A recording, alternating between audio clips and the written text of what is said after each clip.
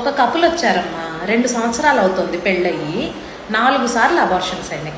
ఒక అబార్షన్ 2 నెలల్లో అయితే, ఒక అబార్షన్ 3 నెలల్లో అవుతుంది, ఒక అబార్షన్ 4 నెలల్లో అయ్యింది, ఒక అబార్షన్ నెలలోనే పోయింది.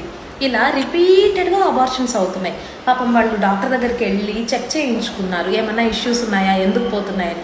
క్యారియోటైపింగ్ చేయించారు, నార్మల్ వచ్చింది. టార్చ్ ప్రొఫైల్ అని చేస్తారు తల్లికి, అది కూడా నార్మల్ వచ్చింది. అతను వీర్యకణాలు చెక్ చేశారు, అది కూడా నార్మల్ వచ్చింది. ఇంకా ఇవన్నీ చూసి వాళ్ళు వెక్స్ అయిపోయారనమాట, ఇంకా నిలబడదు ప్రెగ్నెన్సీ అనేసి. వచ్చింది అమ్మాయి నా దగ్గరకు వచ్చి ఇదంతా చెప్పాక నాకు అర్థమైంది ఏంటంటే, ప్రెగ్నెన్సీ నిలబడిన తర్వాత వీళ్ళు ఏ స్కాన్ చేయించాలా. ప్రెగ్నెన్సీ లేనప్పుడు ఎప్పుడైతే ఆ అమ్మాయి ఎంటీగా ఉంటుందో ఆ టైంలో స్కాన్లు బ్లడ్ టెస్ట్లకు వెళ్ళారు. అసలు ఏదన్నా నాకు వచ్చిన ఫస్ట్ థాట్, సర్విక్స్ ఏమన్నా చిన్నగా ఉందేమో, సర్విక్స్ లెంత్ తగ్గితే కూడా ఇట్లా రిపీటెడ్గా అబార్షన్స్ అవుతాయి. మిగిలిన ఫ్యాక్టర్స్ అన్నీ నార్మల్ ఉన్నప్పుడు ఇది మేజర్ ఫ్యాక్టర్ కింద కన్సిడర్ చేసుకోవాలి.